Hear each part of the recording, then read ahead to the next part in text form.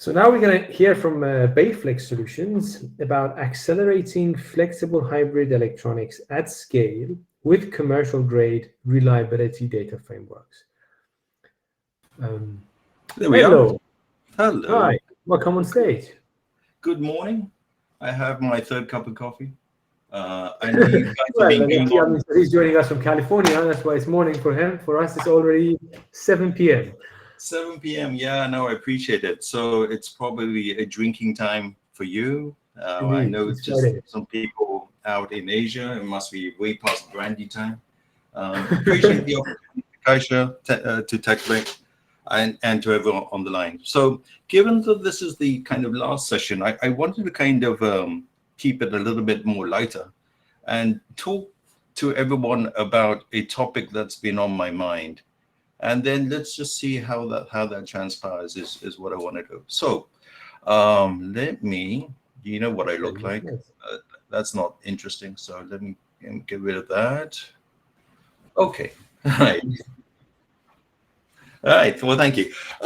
Hey, it's a conversation, and that's all that I want to do.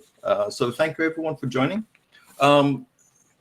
First and foremost, I mean, does this situation like this look familiar to you, for those of us working in FHE? On one hand, you have people who are strategists, business development people, finance people, giving you a hard time on like, why are you spending the money? Are we going in the right direction?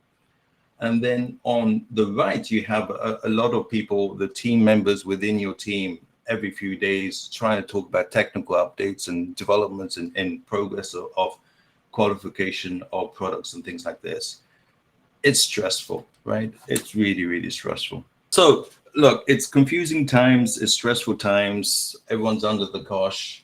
Interest rates will maintain to be high. And everyone is struggling to find the right path forward. And essentially, it's really you're dealing with, although many of you are engineers and technologists, you're dealing with two sides of the problem. One is a business side, which you are kind of on the receiving end of, which is like, be more efficient, do more with less, think about sustainability. Are you thinking about AI?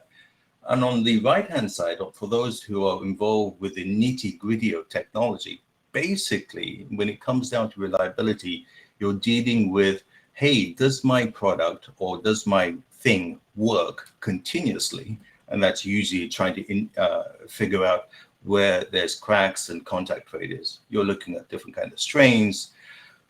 And more, depending on the applications, you have to work with different kind of hostile conditions and integration and things like that.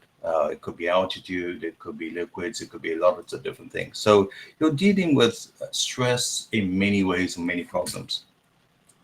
And when it comes down to challenges to scale all this, basically in a very simple manner, if you put it in simple terms, on the left-hand side, on the business side, you're dealing with people, and your metric should be, how do I increase productivity? That's through education, that's through benchmarks, that's through technical standards and know-how.